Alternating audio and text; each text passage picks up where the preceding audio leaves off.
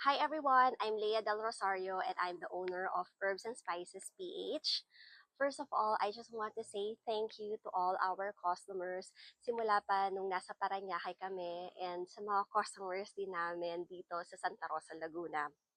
Second, I just want to announce that we are a bit changing the format of this page. You will see more of me doing some demonstration on how to plant to help you with your urban or backyard gardening.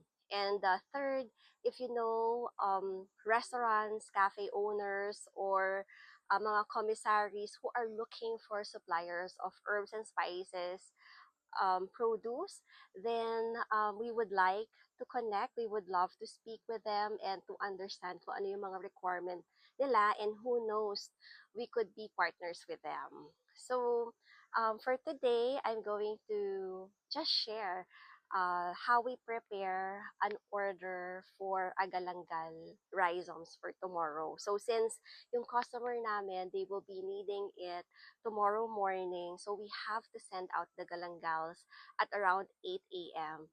And para hindi kami magahol, we already harvested it today because, yun nga, luya naman siya. Pero if, for example, they would be needing leaves for laksa leaves, we harvest it in the morning or kung kailan nila kailangan. So, eto. Kaninang umaga, hinarvest na ito. Kinuha na ni Georgie. So, ito yung itsura ng galanggal pag hinarvest. Yan. Kumpul-kumpul siya, same like luya, and then maraming ugat.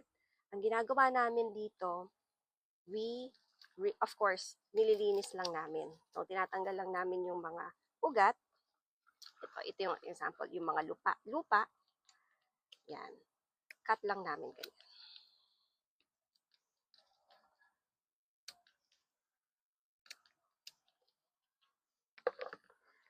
So, makikita, ito palang galanggal, this is also called langkawas sa atin or Thai ginger. And ginagamit siya, yun nga, mostly sa Thailand, yung mga cuisine nila doon, ginagamitan nila to ng galanggal. So like tom yum, green curry, halos lahat may mga sinasamahan nila nitong Thai ginger. So, ayan. So, ito na yung magiging itsura niya pag tinanggal. Lilinisin pa namin to, huhugasan namin, then tatanggalan pa namin itong mga ugat, and of course, dumi. And we weigh this, and saka namin pinapadala sa aming customer. So, what we do, we usually send a video to our customers kung gaano na kung ano yung weight niya, kung anong itsura niya, to make sure na okay sa kanya.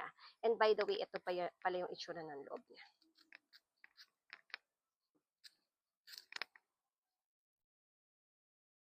Ang bango niya. So, yun lang yung share ko for today. So, thank you so much for watching us, and hope that you will be able to, watch us more. So, thank you and have a great Sunday.